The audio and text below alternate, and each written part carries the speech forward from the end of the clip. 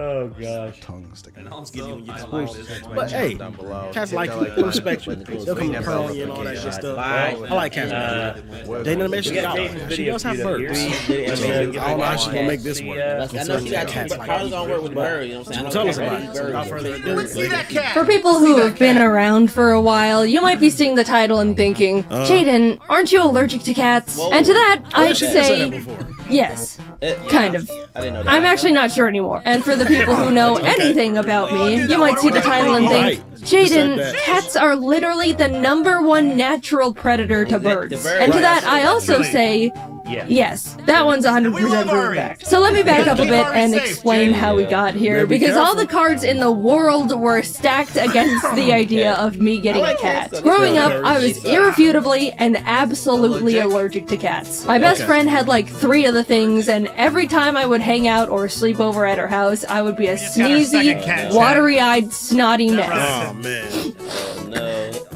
Can I have some water? Given the fact my brother was also allergic to cats, it was set that we were a dog family. My whole life I went around not giving cats a second thought. I never had anything actually against them, but since I was forced to stay 20 feet away from them or suffer the consequences, I just couldn't get to know them. Plus, as a kid, dogs were always more appealing. They're more likely to be bigger fans of playing and running around, be more approachable with their genetically bred unconditional love, and can overall be more forgiving. Cut to like 2 catless decades for me later, and I'm meeting Jacob for the first time at his place. As we're hanging out in his living room, his cat Fraser comes over and greets me. Fraser is extremely social and vain, so he's always expecting nothing less than a never-ending stream of attention from the people. Even though he's very cute and distinguished, I deployed my typical foolproof plan of don't touch the cat. Fraser realizes he's not getting any attention out of me and sits down nearby on the couch, but a bit later, Jacob's other cat ends up making an appearance. This one's Taylor. She's normally really shy and hides, but does really like women.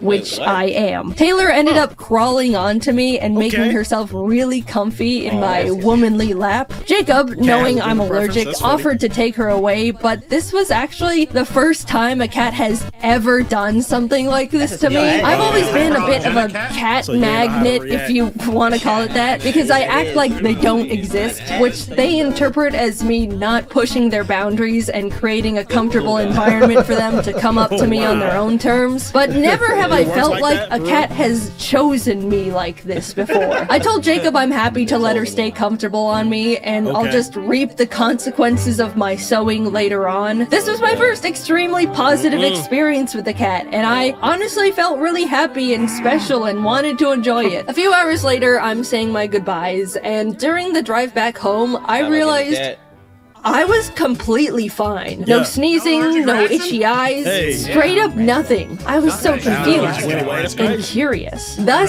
the start of my little cat experiment began. Every time I went over to Jacob's place, I would let the cats be as social as they wanted with me. If Taylor wanted to sit by me, I'd let her. If Fraser wanted attention, I would pet him. At one point, while we were watching a movie, Taylor literally decided to lay down on my neck, filling every one of my breaths with cat dander and hair. And you know what happened? Nothing. No reaction. Not even a little drip of mucus. Somehow, sometime, I'd grown out of my cat allergy and never noticed. Apparently, every 7 years, people's allergies have the chance to change. Maybe being surrounded by my friends' cats all throughout my childhood could have helped my body get more familiar with them. Either way, I've now unlocked the skill to survive cats. Oh, guys, it was incredible. Now that I'd been freed from my shackles, I immediately started taking time to get to know cats more. Instantly, they felt so much more cute and cool and approachable, and I was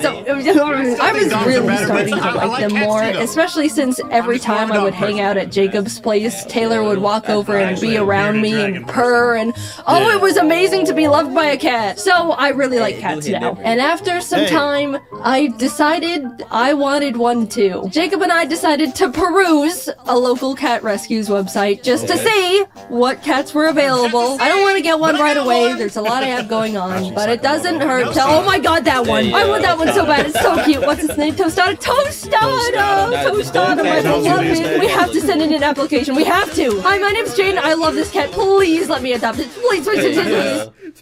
What? You guys know me. I'm weak-willed and impulsive. My first mistake was liking cats to begin with. The rescue reached out a few days later for a cat screening interview to make sure we would be a good fit to be cat parents. After being approved, they told us we could pick any cat we wanted that was in their care. Of course, I asked about Tostada, but we were given the unfortunate news that she had already been adopted. No!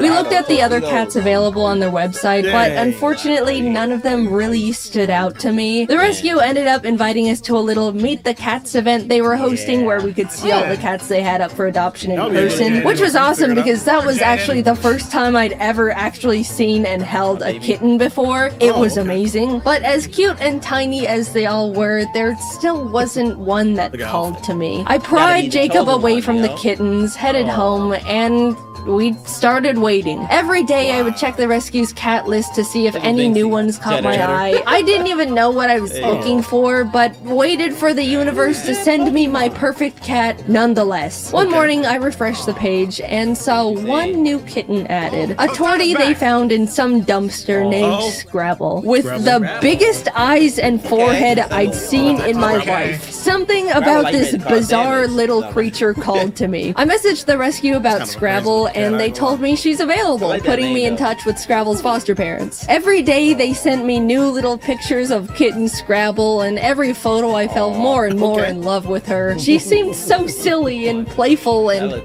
those eyes. We got on a video call and they told me all about how big of a personality she has. Out of the 5 other kittens they were fostering, she was by far their favorite. The whole time we were talking, Scrabble was flipping around in their arms and looking at the camera with her giant orbs. I left that call knowing I found my cat. I needed to have little kitten Scrabble. Meeting her in person only cemented it. She was shy at first, but after flinging around her worm toy, she immediately started hopping around and being the life of the party. I talked a lot to her foster parents, and they just gushed about how they wish they could keep her since they all loved her so much. Even though the rescue called her Scrabble, obviously that was more of a placeholder name. The foster parents called her Cammy, but neither of those really fit to me. However, I knew one name that I liked.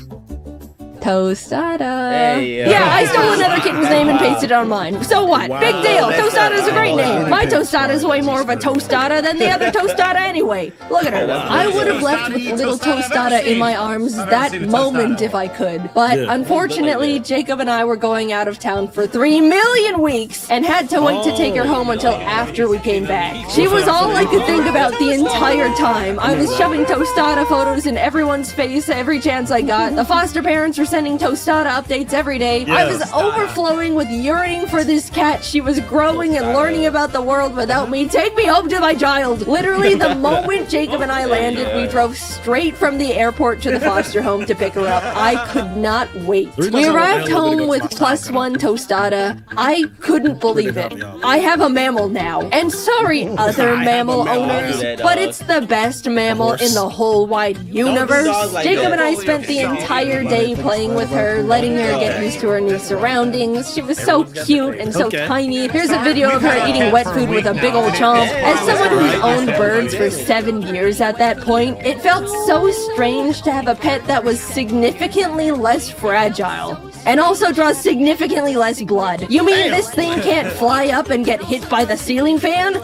Insane! I've had Tostada for a while now. She's 2 years old at the time of me posting this, and let me tell you, this thing has become a creature. First of all, eyes, still giant, and she never blinks. Look at this. She was sitting on my desk looking like that long enough for me to notice, get my phone out of my pocket, pull up the camera app, put the camera in her face, and take a photo. And here's like 4 more. She is also not that smart. I'm sure you could deduce that by how she looks, but this thing has a single brain cell, and it's just another version of herself up there with a joystick. Jacob and I are fully convinced she can only form a few thoughts a day, and only in single word nouns. sounds. Evidently, Tostada is also very scared of everything, always has been. Loud noises, quiet noises, no noises, movement of any kind. Even Jacob, a person she's been around all her little life post-dumpster. There's been times where he'll be at his desk, moves his chair just a smidge, and she's darting out of the room. One time we were trying to explain to some friends how skittish she genuinely can be, and demonstrated it by grabbing a toy literally in front of her, raising it up a bit, lightly dropping it on the floor, still in front of her, and she bolted. You know how cats are genetically built to be good at balancing? Well, Tostada can't even do that. She trips and falls and misplaces her feet all the time. On multiple occasions, she has tried to walk across my L-shaped desk and just missed and fell down. That's like the one thing that makes a cat, and nope, doesn't hit the mark there either. She's gotten better, but as a kitten, Tostada couldn't even jump. After I built her first cat tower, I watched as she attempted to jump up to the second level, not quite make it, and had to slam her arms down on the thing to hoist herself up like she was mountain climbing. But oh, is she the sweetest little thing. When I got a cat, I was expecting it to want its own space, come around when it wants, you know, general cat things. But this creature follows me from room to room with those high beams of hers. She sits on my lap while I'm at my computer, lays on my giant Pokemon plushes, mostly just looks up at me from the floor and just stares. When I'm sleeping, she'll just crawl into bed and tuck herself up right next to me. Look at all these photos of her straight up on me when I'm sleeping. Don't look too close so I don't have makeup on. Bedtime is sacred to her. She loves bedtime. If I'm working late, Tostada will come into my office around 9 or 10 p.m., aka past Tostada bedtime, and just start crying, scratching on my chair, rolling around on the floor. It's pitiful. And if I still don't move after that, she'll go into the bedroom and drag over her string toy she always plays with. It's just so sad and pathetic. I always play string with her when she brings it over though, don't worry. But lately, she's picked up another routine habit, which is pats. Not all cats like the pats, but Tostada lives off them. It's when you just slap a cat's butt and it looks like you're hurting them, but they actually love it. However, Tostada's really particular about pats. First of all, I'm the only one allowed to give her pats. Jacob has tried, and she runs away scared and offended every single time. Second, she has to receive pats on a specific spot on the floor of the closet. If I try to give her pats in, like, my office, she bolts to her floor spot, staring at me to continue them over there. Also, she begs to be pat every single night. Like clockwork, she'll sit like a gargoyle in front of the closet and cry pitifully until I come over there. Now, when I finally come over for pats, she'll flop on the floor and start horizontally rock climbing her way across the floor with her claws and tangle herself up in the Ethernet cables while I keep up the pats. You think I'm joking, but I'm very much not. This is the only way she accepts pats, and I have to give them to her every night or else she's miserable. Tostada's world is so small. She's really just around me, Jacob, Taylor, and Fraser, but she loves her simple family so much. When Kitten Tostada first met Fraser, she was terrified of him. She'd been around other adult cats before, but she'd never seen a flat cat in her life, and she was mortified. Of course, she's since warmed up to him, and they play together and hang out all the time. They're best friends, but Tostada loves Taylor. Always has. She looks up to Taylor like a little baby sister admiring her cool, awesome older sibling. Unfortunately, Taylor hates it. They literally have a SpongeBob Squidward type of sibling relationship, and Tostada is so oblivious to it. Taylor has annoyingly swatted at Tostada so many times just for existing around her that Tostada now thinks it's a fun little game they play and will start chasing and swatting back at Taylor happily, not understanding cat social cues. Of course, never in a way that's too far, but just enough to get on Taylor's nerves even more. Between the three of them, they all have such different little personalities and relationships to each other. It's made our lives so much more entertaining. And to anyone concerned about the birds, don't worry. I've got Ari and Tofu very separated from the cats. They're safe in their own blocked off room, connected by a double door system that ensures no possible interaction between bird and cat. If anyone is thinking about getting cats and birds as pets, it is possible, but just make sure the two are very separate, especially if you have smaller birds like conures or budgies. I'm sure there's people out there that have trained their cats to be fine around a pet bird, but to me, all it takes is one accident or attack for you to just not have a bird anymore. Plus, having the two of them takes a huge amount of time and commitment. I've said it before and I'll say it forever. I love my birds to death, but they do not make good pets for the very large majority of people. In terms of allergies, I do think I was originally still a little bit allergic to tostada, ironically. When I first got her, I was sneezy and sniffling, nothing allergy pills couldn't fix, and it never was as bad as my original cat allergy, but I think I've been growing out of that one too, because nowadays I don't have any reaction to her at all. Bodies are a mystery. I am building my immunity to everything. Next up is rat poison. I didn't think I would make a video talking about this thing, but Tostada's just got such a funny little personality and has become such a big part of my life. She may be the description of autism, but I love her more than the world itself, and I know I'm the center of her little life too. I don't even see her as a cat. She's just a little creature that follows me around looking weird, but I love it, and I'm so glad I grew out of my cat allergy just so I can have her. Okay, So that's dope, bro. She was able to have that experience. She was able to grow out of her cat eye, not be sneezing and sneezing and wheezing and dripping all over the place out the eyes, just so she can have that cat. Announcing new merch again soon, so be on the lookout for that. The last drop went.